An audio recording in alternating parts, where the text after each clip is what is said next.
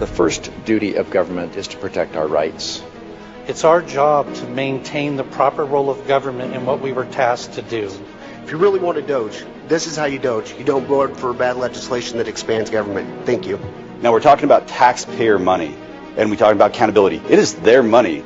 This isn't a government program we're actually spending on. We're actually giving it back to the people of Idaho. There's other options for making our ballots more secure, such as using watermarks or putting holograms on the ballots. And I think that that's what we need to look at more, is trying to get back to what we used to be, where our churches and our families took care of each other instead of relying on the state. I asked the question rhetorically, if we gave them another $1 billion, they wouldn't be happy. Well, we've given them $2 more billion, and it's not enough. We need to start making Idaho first. We need to start making America first. Other states like Texas and Florida have enacted similar laws to address illegal immigration, both locally and in their communities. And Idaho has the right to protect itself when the federal government has failed to do that. COVID presented us with quite the enigma. We didn't really know what it was or what to do, but that is no excuse to violate the rights of the citizens of the state of Idaho. I say vote no on this and let the teachers teach and quit bringing in coaches to teach the teachers to teach, and let's get education going again in Idaho. I don't know what's coming after this current administration for the feds, and we need this law because our federal laws on immigration have failed. Mr. President, I think it's incumbent upon us to allow parents to use their hard-earned dollars to provide what's best for their children. If I was looking at a business and I was looking at these figures, there would be heads rolling because this is unsustainable. My concern is that the resilience of Idahoans who believe in self-reliance and self-responsibility will be eroded. We need to be protecting our First Amendment rights, not inventing ways to slowly chip away at them. The First Amendment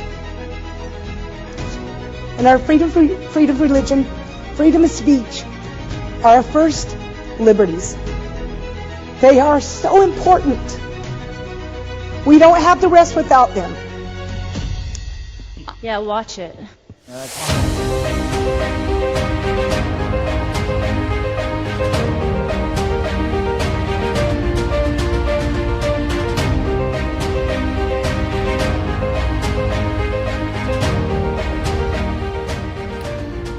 Well, good morning, fellow patriots. It is January 26, 2026, and Idaho Signal is broadcasting live from Kootenai County to all counties across the great free state of Idaho.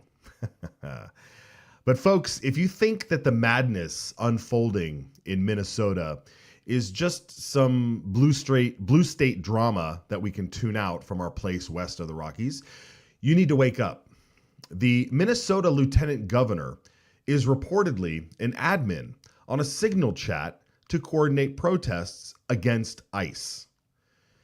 Folks, I don't know if you've seen the footage from within this operation. It's truly remarkable. You put that along with the state suing to block federal deportations, essentially halting this Operation Metro Surge, plus the sanctuary policies that are openly sabotaging law enforcement.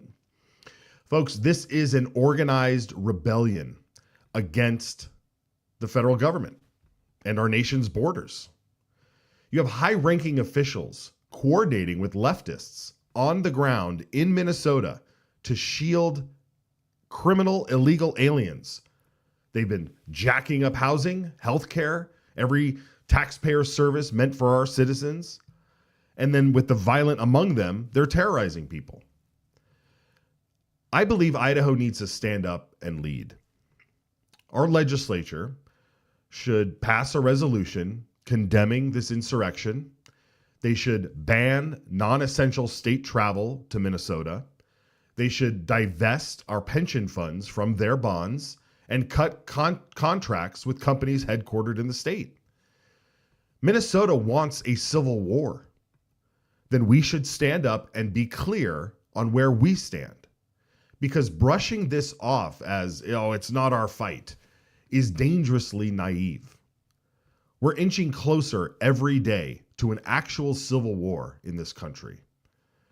And it's not just Minnesota. It's creeping up all across the country, even in our own backyard down in Boise. There are states, not just Minnesota, that are defying the feds and their work at ICE.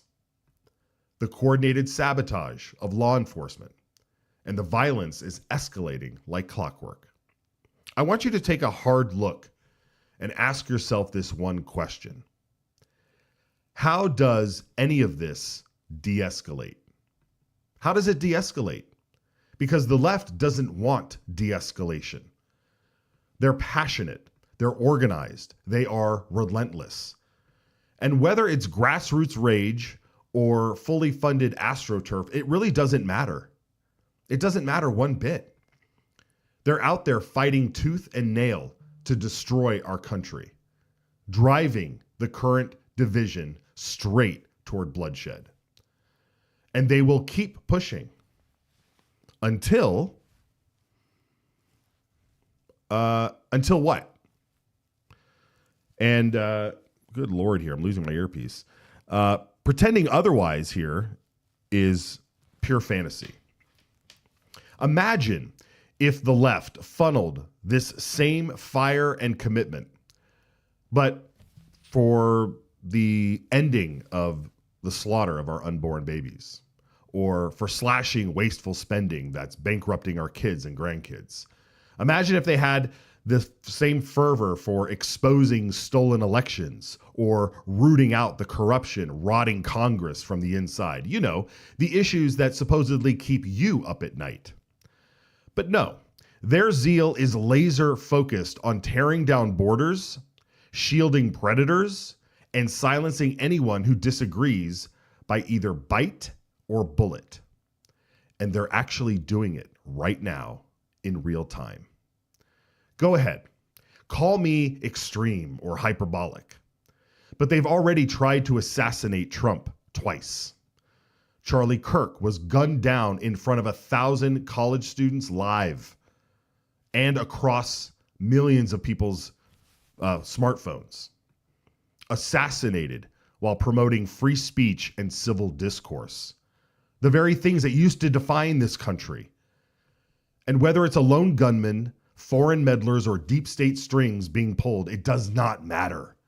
That's all noise, because the result is the same. There is blood on the ground, and our nation is fracturing deeper. And yet here we are. Some of us too exhausted from fighting through COVID, the lockdowns, the mandates, and the endless battles since. We've all been fighting. I've been fighting. I know you've been fighting. Some of you very hard. But the left, they don't get tired. You've ever seen a zombie movie? Right?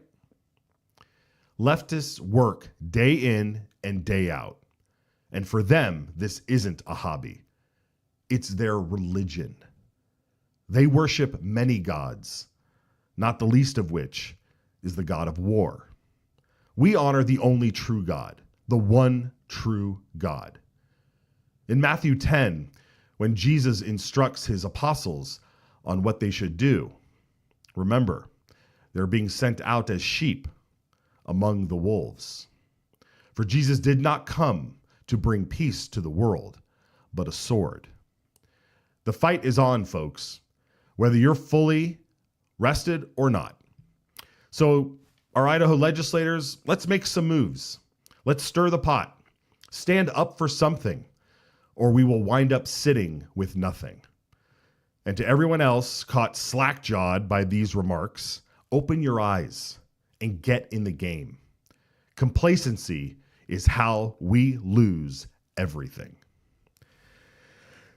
And with that, I'm extremely just disappointed in some of the reaction that we've seen across our side of the aisle, our side of the fight, and I just hope that we have more people coming to grips with what's really going on. So thank you for that. All right, And for those who think we can't do more than one thing at a time, we can address the things that are going on in Minnesota, in Minneapolis, and we can also take care of the things that are going on here at home. And so we will continue to do that. This morning, there was committees. There was committees yesterday afternoon. We have the Idaho legislature just fully on board and fully engaged in doing a lot of cleanup and making sure that we can get things moving forward here. We have a few guests on the docket today. We're hoping to get Senator Brian Lenny on, and if he can't join us, then we'll reschedule that as well. I'm wondering, guys, if there's anything going on in the Senate or House, just give me a heads up if there is. We can and maybe we can check in on what's going in there. Let me look at this morning in the House Health and Welfare Committee. There was a lot of bills being presented this morning very quickly. We're in the print phase right now, where they're printing bills and modifying them if they need to be modified at the very beginning before we start having public hearings on all of this. And so okay, yeah, I'm just getting word. We have nothing in the House, and the Senate floor is out as well. But this morning, wasn't it this morning in House and Welfare, guys, that they were up there this morning? Yeah. Okay. So let's take a look at a clip. I can talk about this one on my own here. Representative Chris Bruce had a few different bills beforehand, and this one I haven't read the bill yet, but let's hear the one on cash payments when you go in for hospital service. This was this morning in Health and Welfare. I'm Representative Bruce, District 23. So RS 32947 essentially allows, when you go to have a medical procedure done, they are required to give you the cash price and the insurance price. It allows you to pick, and then it also does take that price that you pay and apply it towards your deductible. So my son recently had Crohn's disease. When we went out, we have insurance. Some of the providers required us that we use the insurance, some didn't. So you'll hear, if it's introduced, you'll hear stories of different things. So, but that is my goal, is just to allow you to negotiate the cash price and have it applied towards your deductible. So committee, any questions? Representative Healy. Thank you, Mr. Chairman, for a motion. Motion's in order. To introduce RS 32947. Committee, we do have a motion to introduce RS 32947. The only question I have, Representative Bruce, do people have that much cash on hand? We'll find out, sir. Or does the hospital or the doctor actually know what the cost is when you get there? That's a couple of questions we might want to ask later on. Representative Wheeler. Yes, Mr. Chairman, just for a question, if I may. You may. I intend to support the motion, but Representative Bruce, just maybe one of the questions, if you come prepared to answer at the full hearing, is I just want to understand how this will interface with contractual requirements between payers and providers, and some of the implications there, if you would. I believe that was just not a question, but a piece of advice, so that next time you'll be prepared when you come before the committee. And I think that's probably a good idea to figure out how they interact between them all. So with that, I don't see any other lights on. We can apologies here. Some of the some of the lagging in the in the video there made Chairman there sound like he should have retired years ago.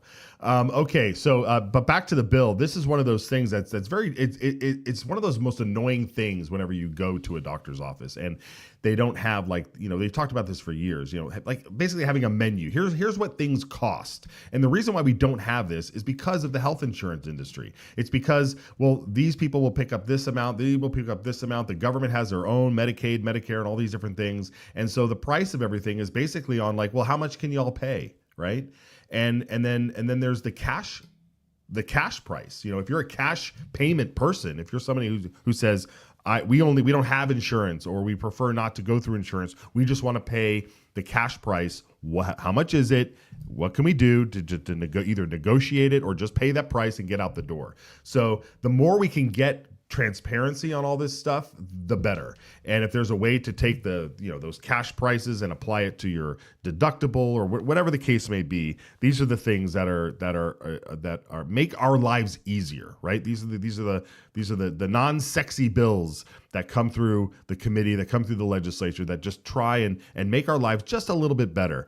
There was a bill, and it was just a hearing, so we'll get into the full bill later. But there was a bill presented by Senator Guthrie last week that would make it a rule that, and again, we don't know the full details yet, but the gist of it is that it would require that legislators can only run a certain number of bills a session. So they can't come in with 30, 40, 50, 60 bills and try to get them all through and clog up the system and blah, blah, blah, and all this stuff. And he wanted to condense the number of bills. And you might be thinking to yourself, yeah, that sounds like a great idea because there are too many bills coming through. And I'm going to half agree with you on this because I was looking at that legislation thinking, okay, you want to limit the number of bills that can come into the legislature, especially during a time where we have a ton of conservatives who are presenting bills that are trying to deregulate, that are trying to make it life easier for you and me and get rid of restrictions and open up avenues towards more freedom and the ability to have more, keep more of your money, the ability to start businesses, the ability to not be hassled by the government or other regulations. And so you're going to see, we're seeing a lot more of those bills because there's a lot more conservatives in the legislature. So I may be on that scope where I'm kind of like, okay, if you want to limit the number of bills that restrict our freedoms, I'm all for it. But I don't think there should be any limit on any bills, any number of bills that free us from government control. So I'm in that camp, to be on the record. Okay, so let's do this. We know Brian Allman is on deck, so we'll have him. We're going to take a quick break. Make sure we get sorted. We want to check in to make sure Brian Lenny isn't, hasn't been hit over the head or something in the hallway. No, I'm just kidding. But we'll check in on that, see the status there, and if we can get Brian Allman in after the break, we will do that. So we'll do a quick short deal. We'll show you some things that are going on in committees, and we'll be right back. Stick with us.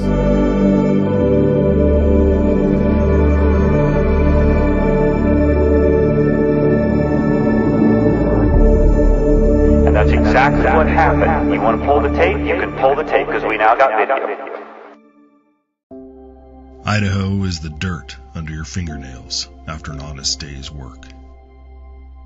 Idaho is the hug around your neck when your daughter spells her first word. Idaho is the written word of the law, steadfast and impartial, guarding liberty for all. Idaho is the family rifle passed down, a legacy of protection and the right to stand firm.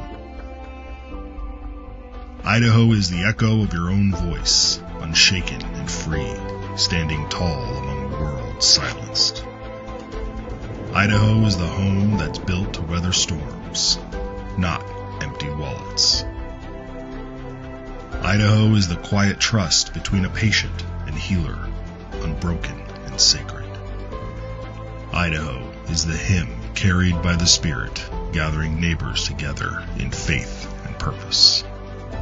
Idaho is the laughter around a campfire, a family's bond growing stronger with every word. Idaho is the pioneer's will, firm and clear. We govern ourselves, free and unbound.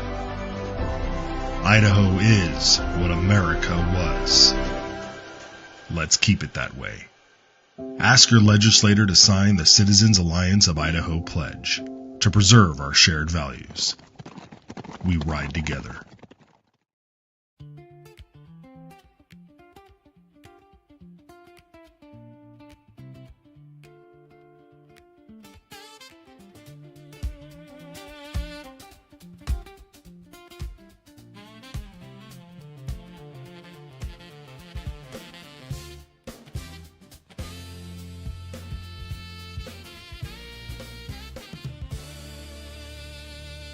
From the rolling wheat fields of the Palouse to the white water runs on the pass-through. Golden potatoes, farmers stand strong. Cattle and dairy, they're feeding us all. From boys and nights with a bright city glow to Coeur d'Alene's calm waters below. Spotty buddy waves with a smile so wide, sharing our story with American pride. So raise that flag, let freedom fly. Echo liberty from plains to mountains high. All right, folks, those are the committees and what was going on this morning, what's going on in the afternoon today. So we hope we can update those slides for you every day and let you know what's going on in the committees. You got to know what's going on. You can also, of course, bookmark the legislative site yourself and head over there and do that. Want to remind you, please subscribe on YouTube.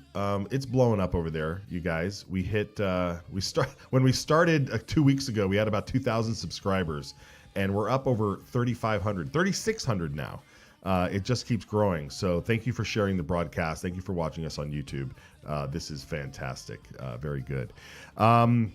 And then a reminder, call in. 208-402-4915 is the number to dial. Leave us a voicemail. We'll play it on the air. Leave your name and town. And we'll be sure to get your message out to the masses. And of course, IdahoSignal.live. If you want to listen to us audio only, you can head out over there. This past weekend, I was in, I'm up here in Kootenai County, and I had the privilege of moderating the town hall with the Kootenai County elected officials. And there's some footage there. We were at a beautiful church, and I got to ask some fantastic questions, all fielded by the audience. I think maybe I had one follow-up question myself. But other than that, most of the elected officials were there, and they all performed very well. It was very civil. I'd like to take this moment to say, everybody ran a great thing. There was no biting, there was no kicking and screaming, and it was a very productive day. And that was last Saturday. Okay, let's bring in Brian Allman here. Brian, of course, Gem State Chronicle, our contributing editor. Good to see you today, Brian. Lots of activity this morning in the Health and Welfare Committee. We'll get to that in a moment, but I think the big news this morning is the flag bill, the flag and punishment enhancement bill. Why don't we get everybody up to speed on what the flag bill was last year and kind of what brought us to this point this morning? All right, it's good to be back, Matt. And yes, Representative Hill, who presented the bill this morning, he's been champing at the bit for this for about 9 months, and so he finally got his chance. As I'm sure everybody knows, various cities decide to celebrate the LGBTQ plus whatever culture by doing various forms of the pride flag, the rainbow flag, the progress flag, or whatever other names they call it. And in Boise, they used to do it every June for Pride Month. Well, at some point, they decided to just do it permanently to show that Boise is a welcoming place for the LGBTQ plus whatever community. Well, and that rubbed some Boise residents the wrong way. And so last year, the legislature came up with a bill to say that government buildings, like city halls, can only fly the flags that represent all of us, like the state of Idaho flag, the American flag, various military flags, tribal flags if you're on tribal land, things like that. Well, first, Mayor Lauren McLean of Boise, she simply defied the law. She said, no, we're not going to take it down. And then she actually issued an executive order as the mayor saying that, well, this Progress pride flag is now an official flag of the city of Boise. And her council backed her up. It's, there's 6 council seats in Boise, and 5 of them are pretty solidly left-wing progressive Democrats. There's 1 Republican on there holding the line. So that showed 2 things. One, there's questions about how enforceable that law was. I've heard various opinions from different lawyers. I've heard lawyers who say, yes, the government really can come down on her. The attorney general could do something. Others say, no, it might not be that simple. Besides, if you go into civil court, it could be tied up for years. Let's just see what the legislature can do to enforce it. Because the other part of it is that there was a loophole there saying that you can fly the official city flag. Well, Boise said this flag is an official flag now, and so we can fly it all we want. Well, Representative Hill, he's been working on a bill, several others along with him, to try and close that loophole, and we'll see how it goes in that hearing this morning. Yes, and it was a long hearing. I expected it to be fairly short. I had my morning all mixed around. I thought health and welfare would be very long, and this bill would go very short. But it was almost a full half hour for this bill. There was many questions back and forth, and Ted Hill, as he's wanting to do, is very I don't want to say stubborn, but he's very adamant, and so he will fight for his cause and his belief.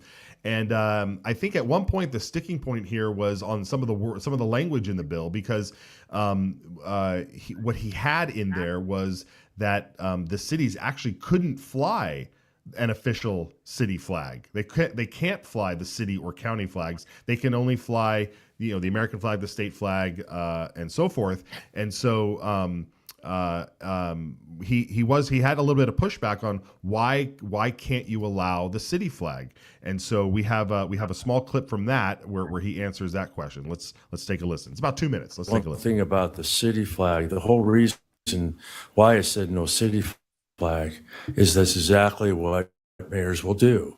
They're not official. They're not mandated. They're not voted on. The mayor just makes the flag she wants or he wants. That's the problem here. This is the whole reason why I'm doing this, is if I'm a Muslim and I think I want to have the Shahada flag and I want that out, and I'm going to make it so because I'm the mayor and I can do that. Executive order, right? Well, that's what this mayor does. The objective of this is to close that down. I know it's part of the baby with the bathwater, but that's the problem. They will do this. They'll step in and do whatever they want. And then when I'm mayor, I'm going to put the Navy flag out there every day. Is that fair? Well, probably not. What about the Air Force? Whatever. The mayor will run whatever she wants to or he wants to do. That's the problem. They turn it into a political thing. So we need to shut that down. If it wasn't, it didn't become that. But, our mayor here wanted, the pride flag is going to be a city flag, and I'm going to make it so. She said, that's our city flag. Oh, really? Okay. That's the problem here. The whole reason why this bill is happening is because of that. And we don't need any more. If she had put the same flag every day, a different flag every day, I don't think anybody would have said anything. If you had the pride flag and you put the Navy flag up and you put this flag and that flag every day, it wouldn't be a problem. Standing in here right now, if I have American flag and the state flag and a pride flag, I got a problem with that. So why don't we put 100 flagpoles around here and everyone gets a flag? I don't have a problem with that. That's the balance. And I talked to the mayors in my city and Star, and that's good. They want to have the blue line flag. Well, that's a cool flag. Everyone likes that. But it doesn't represent everybody. It's a small piece. Is it fair? Well, I guess let's be fair. It's not. And both the mayors agreed. They're good with that. We'll get rid of our city flags. I'll put up the Navy flag. I want to focus on that piece. It's important. Otherwise, we're going to have activist mayors that will continue to do whatever they want. And I don't think that's what we need to see. Let's bring the country together. Let's get back together and focus on those right behind us. Yeah, Brian. So there's the argument. Just say nope. Everybody out of the pool. Basically, I'm not sure if banning city or county flags is the right way to go about this, but it shows where this debate has gone. We've gotten to this point. Because what is the point of a flag? A flag is about sending a message. A flag is about claiming territory. The image of the Spanish explorer planting the flag on the shores of the New World and claiming it in the name of the Queen. So what is the mayor of Boise doing here? She is waving this flag that represents 10%, maybe 15% of the population of Boise. But she and the council members who support her are saying, well, this shows that Boise is a welcoming city to these people. However, various demographic statistics say that Christians make up, 50, 60, 70% of Boise, and yet they would never consider waving a Christian flag. That would just be wrong. They talk about how welcoming it is, but there's a flip side to that. That flag over City Hall is saying that if you have beliefs that are contrary to the LGBTQ plus agenda, then you're not welcome here. And I think Representative Hill gets at something very important. If we have government buildings flying flags, they should be flags that represent everyone. And there's no flag that represents everyone like the American flag, like the state of Idaho flag. Those say, no matter who you are, whether you're a Christian or LGBTQ or whatever, however Basque, you might categorize yourself. Community. We didn't talk about the Basque community yet, but go ahead. That's a different issue there.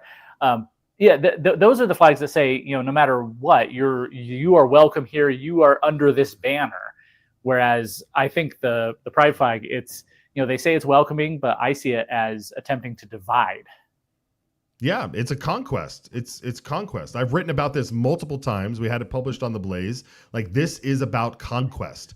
You're exactly right, Brian. Throughout entire human history, we've flown flags to signal to everyone around who's in charge. It's about who's in charge. And in this country, great job, guys. Yeah, there's my article on The Blaze. In this country, the United States flag is flown because the United States is in charge. And in Idaho, the Idaho flag is flown because it's Idaho that's in charge. You do see the Boise city flag there, which is that blue flag with the word Boise on it, just above the pride flag there. And so essentially what this bill is saying is you can't even fly that flag. Mm-hmm. And this is kind of like where I think maybe I diverge a little bit with you on this topic. But I'm going to let the legislators make the argument first. There was an exchange here because the way the bill and the motions to approve this bill were going forward there was a debate on whether or not we should ban cities from flying their official city flag, which would have included that Boise flag. And so I believe Representative Bruce Skog, Representative Joe Alfieri took issue with that and said, no, we shouldn't stop cities from flying their own flag. And there was definitely some back and forth on that. That was between Representative Jaron Crane and Representative Joe Alfieri. Let's watch that clip, and then we'll have reactions after that. And my reasoning for that is not effectively, but actually what would happen is we would overnight outlaw city and county flags from being flown anywhere in the state. I think that's a mistake. So I do like the change that Representative Skog has made, and I understand the objective here, and I think we're in agreement on that, is that political statements should not be made by elected officials officially on our flagpoles. It's as simple as that. We don't make political statements. We represent everybody in the community, and we represent everybody in the community by the display of that flag. That flag represents the community, whether it's city, county, or state. So, I understand the intent here. I see a lot of problems with this down the road, but I still think it's, on the whole, it's a good measure. Representative Crane, 12. Thank you, Mr. Chairman. Can I make a comment to Representative Alfieri? Certainly. Okay. Just for a point of discussion, I think one of the things that Representative Hill has outlined in his legislation is that you can pick whatever agenda you have in the world today, and you can adopt that agenda as your city official flag and fly that flag. You could do that as a county. And I think that's why he's going to the lengths that he's going to say no city flags, no county flags, because a mayor can adopt any agenda they choose. There's a couple that are coming on the ballot here in this year. You could technically adopt those as your agenda, and that is now your official city flag or your county flag, and fly it. And so I think that's what he's trying to get at is no political statements. Let's just use unification through the United States flag and the other flags he's outlined. So that would just be my comment back. Representative Alfieri. Yeah, if I may respond to that. I agree with you, Representative Crane. However, that is one of the flip sides of a representative republic. Yeah, there we go, Brian. What's your take on that exchange? Well, I don't, I'm still not sure where I come on this issue, because I don't like that cities can, exercise this loophole by just saying that the pride flag or, a Muslim flag or maybe a marijuana flag is an official flag and we're going to fly it to show that, we're welcoming to these things. I do think Representative Alfieri is right there that this is, one of the trade-offs with representative government. You get what you vote for, and do the people of Boise want this? I mean, it sounds like a majority might. Where do you draw the line between letting people have what they want and establishing a uniform system here in our state that says you're not going to have these divisive ideological flags flying as essentially a statement from the government saying, like I said, saying that if you're not on board with this agenda, you're not welcome here. I thought Representative Mickelson actually had an interesting point. Why not do, essentially what Representative Hill's bill is a whitelist saying only these flags are allowed. Representative Mickelson suggested the opposite. Why not a blacklist? Why not say, well, you can't have this flag or this flag or this flag? The one issue I see with that is that there's always going to be loopholes there too. They'll find some way around the wording of it to say, well, this isn't actually on your list, so we're going to fly this one, and it's essentially the same thing. So I'm actually almost at a loss here as to how we handle this problem. Well, I think the answer is right there. Is the legislature can't handle this problem because this is a cultural problem. It's up to the people. And I, for one, say no. Cities should be allowed to fly their flags if the city is going to go to the lengths to adopt the pride flag, the Progress Pride flag, whatever it's called now. They're always changing the name to this. Then at least we know where they stand. I mean, by saying you can't fly it, any city flag, and by basically putting a restriction, it's almost like saying you can't march. It's not the same. It's almost like saying you can't march in the parade. Like we can't have the KKK in the street. We can't have the Alphabet Mafia in the streets, and you can't go out there and wave your flag and support them. I, for one, I want to see that. I want to know where people stand. I want to know who you are. And I want the people to wake up that around you, because we end up in this complacency with our head in the sand thinking everything's just hunky-dory. But the fact is Boise is not hunky-dory, right? And you allude to that, the fact that, yeah, maybe half of the city or the majority of the city is all for it. But let's find out for sure if they are. And we just had an election and in Boise, and there were conservatives running for the city council. Granted, they were in a district that was probably the most left-leaning district, and they didn't make it through. But at the same time, you've got a mayor's race coming up in a couple of years now, and I would posture that this would still be an issue if that flag is flying. And let's see what Boise is made of, because if you can't get out and vote, right? Because that's what we do, right? I said at the top of the show, what does the left do? The left does what they're doing in Minnesota and what they're doing in Minneapolis. And what we do, we're not going to be violent about it. We are going to vote. But that's the only thing we have to do is vote. And there's too many people that don't vote. Human history is covered with dead bodies of children, women, and old people, because there was no voting. The only way to change the regime, to change leadership in your neck of the woods back throughout all of human history, was by bloodshed. And today we are so privileged. All we have to do is show up and vote. You can even request a ballot to your house currently to vote. You don't even have to go anywhere. And yet people still don't do it. So let's see what Boise's made of. Let's see what Boise's made of. They want to continue to fly this flag. They want to adopt it as their city flag. It'll be interesting. One of the key things, and I don't know if you saw this, Brian, is when they decided to add the words on the end of the bill to say cannot fly, city or county flags. Did they say a city or county flag or the city, county, or flag?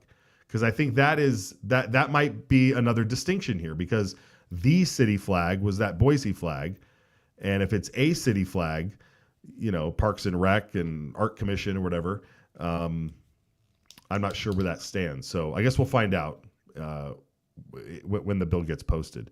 It looks like it hasn't been printed yet. So yeah, so we'll find out there. But so that's my take on it, Brian.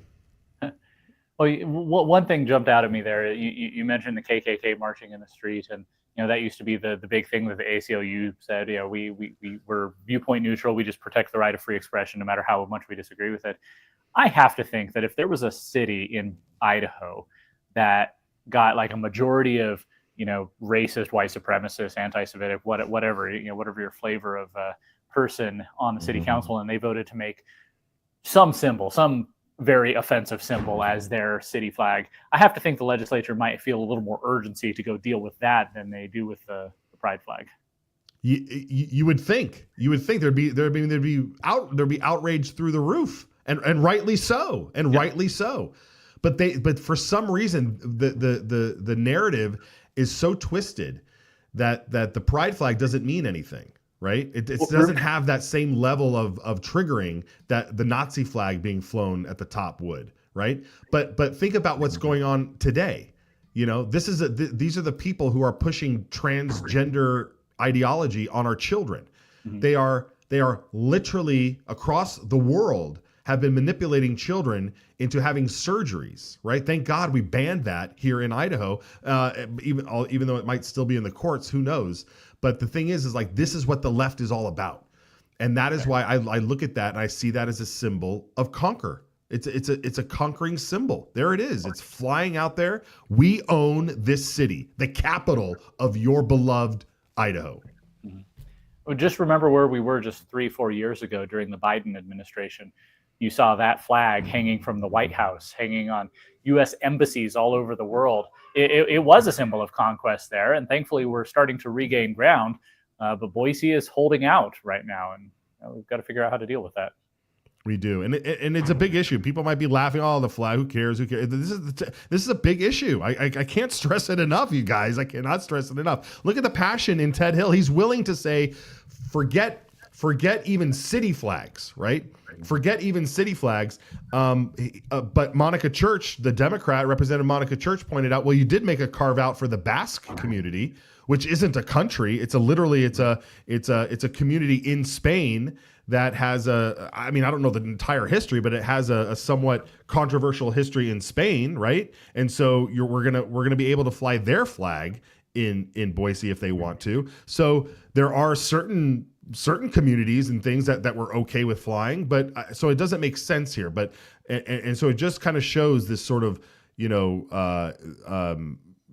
trying to use government in a way that is not what it was designed to do, which is you can't be authoritarian about it. You have to actually set the rules that are free and then let the chips fall where they may. And that's kind of like where I see it. It's a cultural problem. It's a cultural problem. And the reason why the legislature can't get this fixed is because you're butting heads between negative rights and positive rights, I think.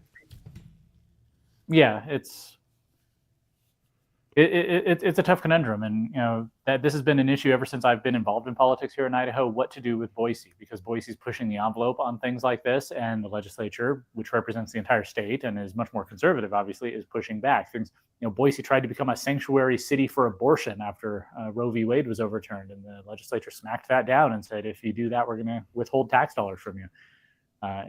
This is just part of the same battle, and it really is a battle, like you said, over territory, conquest. The liberals in Boise see this as their base of power, and they want to expand. They want to take over the whole state. And we conservatives who are outside of Boise and our friends who are fighting the good fight within the city limits see this as the same way. And if we don't fight back, then we can't let them take any more ground than they've already taken. Absolutely. Yeah, no, we need to reclaim ground. We need to be on offense. I've said it all this session so far, ever since this year. I mean, it's like we have to move the ball forward. We cannot waste time. Okay, Brian, stick around here. We'll take a short break. When we come back, we're going to go through some of the rest of the things that happened in Health and Welfare Committee and wrap up there. And then we will check in on our friends elsewhere and see if anybody else wants to come in and join us. Be sure to give us a call. 208-402-4915 is the number. Give us a call. Give us a voicemail, and we will play it on the air. And we will be back right after this.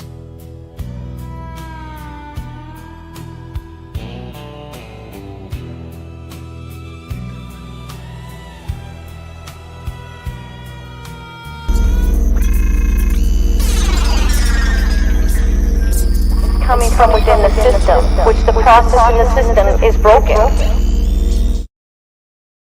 All Idaho lawmakers swear an oath to support the Idaho and U.S. constitutions. But how's that working out for you? Because not all Idaho lawmakers share the same values. That's where the Citizens Alliance of Idaho pledge comes in. 10 statements inspired by those two founding documents that are designed to preserve our shared values. Values such as education freedom, safeguarding free speech, defending our protected right to self-defense, and being responsible stewards of taxpayer dollars. When a lawmaker signs the pledge, they are performing an act of political courage, accepting the challenge to be a champion for our values, and serving with political integrity. To find out if your lawmaker signed the pledge, visit idahopledge.com. Paid for by Citizens Alliance of Idaho. We ride together. Woo, man, the comments are spicy today over, I don't forget which platform I was looking at. I was just looking at some of the comments and oh boy, I love it. I love seeing that. That's good. That's good. Good activity going on over there. Okay. Brian is still with us. We wanted to go through some of the committee stuff this morning. Again, not the sexiest bills in the room, not the most controversial bills in the room, but things that are here and designed to make your life a little bit better. Representative Ehlers out of Meridian had a bill this morning addressing the cottage food industry. And we don't mean cottage cheese, right, Brian? No, the cottage foods, as Ehlers will explain here, is basically if you set up at a farmer's market or you just want to sell to people on the street or even just have a lemonade stand. It's selling foods that are not going through the process of a commercial kitchen and inspections and everything. I actually have a little bit of experience with this. Years ago, my wife and I set up a gluten-free bakery where we would make cookies and banana bread and some fun stuff like that and sell it at farmers markets. We did that for a couple of years, just off and on, just for fun. Never made any real money, but we had to go through this process where we go through the Central Health District, get a cottage food permits, got to inform people that this has not been inspected, and we weren't allowed to do things like have anything that needed refrigeration. So I couldn't make a slice of pie and sell that because that that needed to be refrigerated, whereas we could do cookies and banana breads. So it's very interesting to see Representative Ehlers come up with this. So. Yeah, so let's take a look at his presentation this morning. Thank you, Mr. Chairman and members of this committee. I'm Representative Jeff Ehlers, District 21 in Meridian, here to discuss RS 33005. This is about cottage food industries. So just as background, cottage foods operations, as defined by the Idaho Department of Health and Welfare, produce foods that do not require, they can be distributed directly to consumer without any regulatory oversight. And they have to have certain labels that say it was prepared in a home kitchen. It wasn't subject to regulation or inspection. So we allow those for what's called non-time and temperature controlled foods. Think of like cookies or like cereal or things like that. But for time and temperature controlled foods, such as anything that has to go to a refrigerator or frozen, pardon my voice, I'm losing my voice. Those are regulated. And so what this RS proposes is sort of like, I'll have to have my AI assistant come talk here soon. For those type of things, it's like a lemonade stand bill. So for a small entrepreneur that's just trying to get going, that maybe they're selling like, thank you, refrigerated pies or ice cream or things like that. It doesn't make sense, and it's not affordable or cost effective for them have to go get a commercial kitchen. They can't, they're not going to be able to test their product in the market. So all this does is sets a standard of $5,000. If they're below that, then they can test out their product without all of the regulations. They'll essentially just be a cottage food industry like cookies or something like that. So with that. All right, Mr. very Chairman, good. Brian, so just as you just said, you couldn't do pies and ice cream before, but this bill will help do that. Start your ice cream business. Yeah, I think it's a great idea. We'll see what some of the questions are when the real hearing comes across. Obviously, the reason those regulations are in place is to prevent you from, selling stuff that's going to make people sick. Nobody wants that. But I think most things that most people in this space would make, you don't go to the farmer's market expecting you're going to get listeria or something. I mean,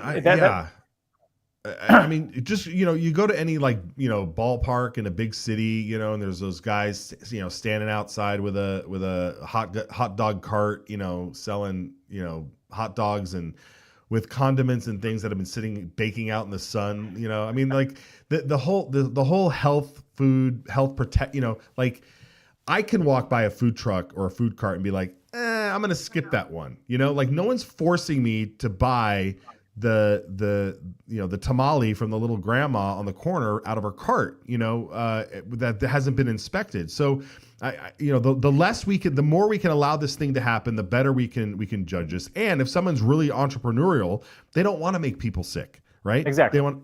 That's the whole point here. So the more we can get on this train, the better. I'm all for it. Yeah, and one more thing on that. Last year, they actually passed a bill saying that small sellers under a certain threshold, I don't remember what it was, don't actually have to report sales taxes either. So this is like a 1-2 punch in making it easier for people to get out there and do the farmer's market thing or the food truck or whatever. Yeah, very good. All right, let's shift gears back to Representative Chris Bruce. We talked about one of his bills at the top of the hour with regarding cash payments, or getting cash prices when you're going in for medical treatment. This was here. This was regarding. He had a bill last year, and maybe you can, if you recall, it was about blood transfusions. Do you recall the bill from last year? Yes, and I was actually in the room for the Senate committee hearing on that, where they ended up killing it. It passed the House committee, passed the House floor, and then died in the Senate committee because basically the blood industry, I guess you want to call it, Red Cross and such that handle these things, they came and they had a lot of concerns. The idea was that you could, label the blood that is donated to say whether the person donating had the COVID vaccine or not. Because there are people on the other end receiving blood who are concerned about that, who want to, have blood that has, not been contaminated, as you might say. But the Red Cross folks and the other lobbyists who spoke on it, pointed out that blood goes across the state lines. How do we ensure that we can track that? What about how can we tell if they have it? Sometimes it might not show up in a test, and you just have to rely on somebody's word on that. So there were all sorts of questions, and the Senate committee decided to put the brakes on it. So this was an interesting alternative that actually came up in that discussion. What Representative Bruce is presenting this morning. Right. Yeah. Let's take a look real quick. Bruce. Thank you, Mr. Chairman of the committee. My name is Representative Bruce. I'm District 23, which is South Canyon, South Ada, and all of Hawaii. Many of you remember I brought a bill last year that was House Bill 131 that dealt with labeling blood. That became a heavy lift. They brought up some issues that we had over in the Senate with it. So this bill, this RS, just allows for directed donation. So if you want to donate your own blood, or if you know someone that you want to have them donate your own blood, that it just allows for that. Committee, any questions? Representative Kaler. For a motion, Mr. Chair. Motion's always in order. I would move to introduce RS 32945. Committee, we have a motion to introduce RS 32945. Not seeing any other lights on. All those in favor signify by saying aye. Aye. Motion passes. RS 32945. Motion passes. There it is. All right. So much simpler here, Brian. You just find a buddy. Is that kind of the thing? Find a blood donor buddy. Basically, it's like you can choose to donate your kidney to somebody, a family member or a friend who has the same blood type. Seems like the same thing, and I'm surprised that we need a law to allow it. But it seems common sense to me that you can do this if you wish. I do recall that there are some places where you can put your own blood on storage somewhere, hopefully to be used in an emergency.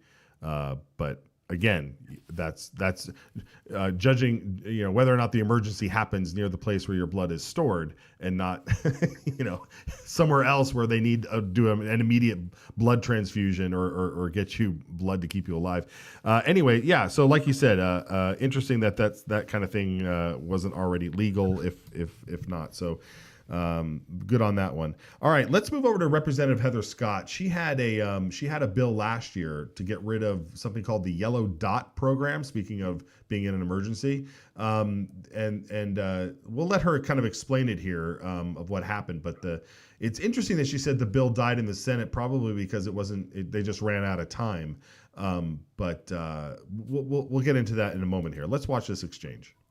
Chairman and committee members, today before you is RS 32915, which would repeal the Yellow Dot program. If it sounds familiar, it's because this committee passed this bill and it passed the floor last year and it was held in the Senate.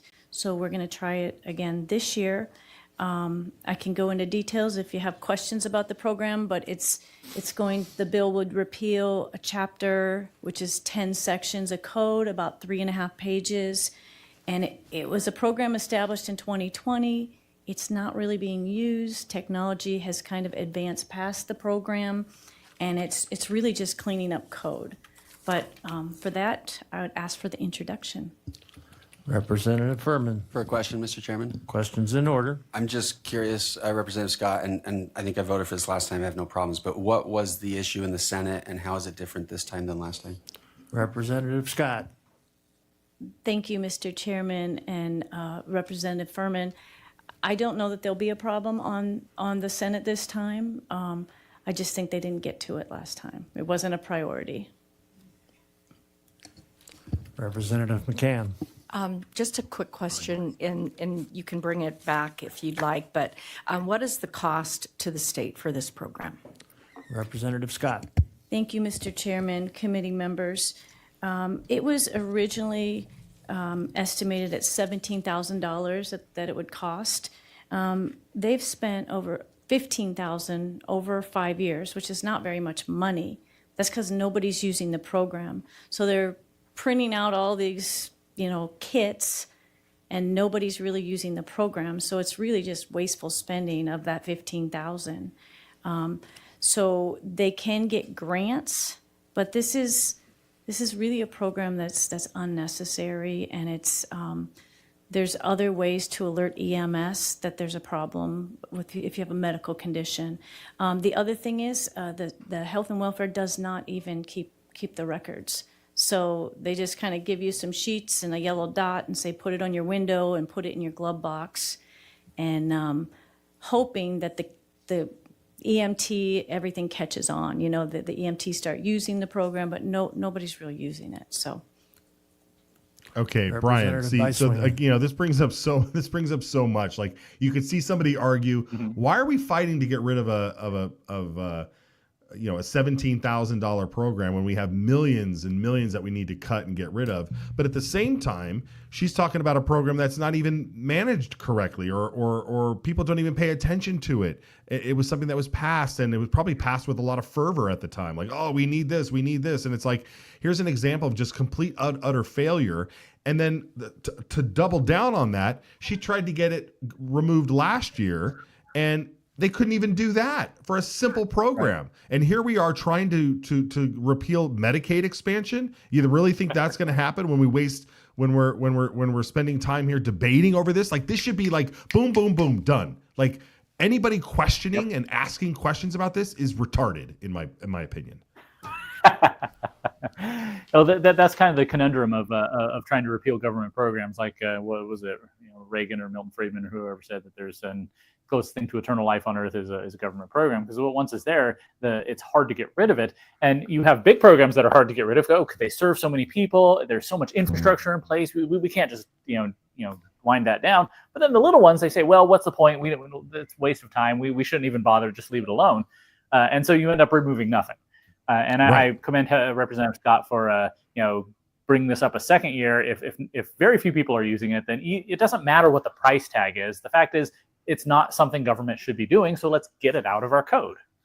Yeah, get rid of it. Just get rid of it. And there should be you look at Guthrie with his limiting the number of bills that can come through. How about a rule that says if you're getting rid of a program that costs less than 10 grand or 20 grand or 100 grand, and you want to get rid of it, and get rid of it. Get rid of it. We don't need it. If it's serving that few of people, it has no business in being funded by the government. Mm-hmm. How about for every bill that is introduced, you have to introduce another bill to remove a program? For every bill that there we go. One, you remove one. That's right. Remove two or three. Exactly. That's what Trump did, right? For every new regulation, you move two. I love it. That's the kind of trade-off and deals we absolutely need. Yeah. Okay, Brian. All right, Brian, where can everybody follow you and find you and make sure they're keeping tabs on what you're up to? At Brian Allman. I did a couple live threads this morning watching the various committees. GemStateChronicle.com. I just published something today about kind of a philosophical, rhetorical question about who are the people. We talk about we the people want this. We the people do this. Well, who are the people? Who are we? Just some interesting discussion there, and obviously I'll be covering more stuff the legislature's up to in the coming days. All right, fantastic. We'll check in with you again tomorrow. Thanks as always, Brian. Oh my goodness, folks. We have a lot. There's a lot this week. We'll be sharing with you the committees, what's going on with the committees. You guys, you're getting ready. You're seeing how this works, right? You guys are seeing how this works. And you got to get ready for it, because we need you to testify. We need you to show up. We need you to make some noise, and we need you to get behind an issue that's passionate for you. Not everybody can be passionate about everything, okay? And at this program, we try and dip into as many different areas across the spectrum as we can, so that you're aware of, right? You're aware of. We have our few pet issues here that we're focused on, and we're happy to see other people jump on board. We've been working on educating people on the Blaine Amendment, and our friends over at Mountain State Policy Center just jumped on board that, as well as they released an article, I think today, on repealing the Blaine Amendment. If you want to know more about what that Blaine Amendment is, and you want to share the URL, head over to blaine.idahopetitions.com. Watch the short documentary over there, and please sign the petition. You can go there directly at that URL, hit that QR code in the corner, and you can make your way over there. While we are away for the next 23 hours, 208-402-4915 is the number to call, 208-402-4915. Anything you saw on the program today, we want to hear your opinion. We want to play it on the air, especially on the flag bill. Should we say cities can't fly their own flags? Or should we say, no, cities can fly their flags, and if they choose to adopt a lunatic flag as their own, then so be it. They're lunatics. So if they want to do that, they can do that. I'm very fired up today, folks, and it's only going to get hotter, as they say. Thank you for joining the program. We will see you tomorrow right here. See you then. Church bells ring through the valley air. Rodeo lights, what a life we share. Esto perpetuate, forever we'll sing. God, land, and family. Let freedom ring.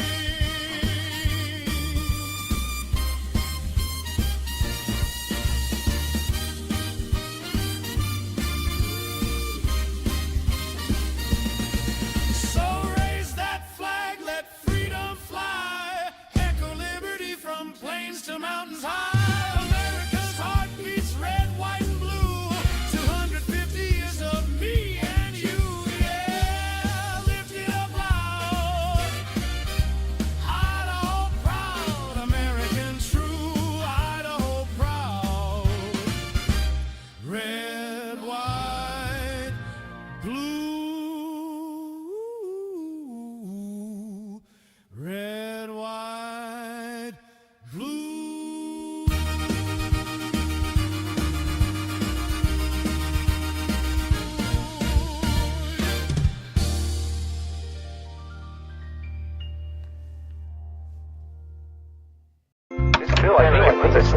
down that says we have a sovereign right to protect what's ours.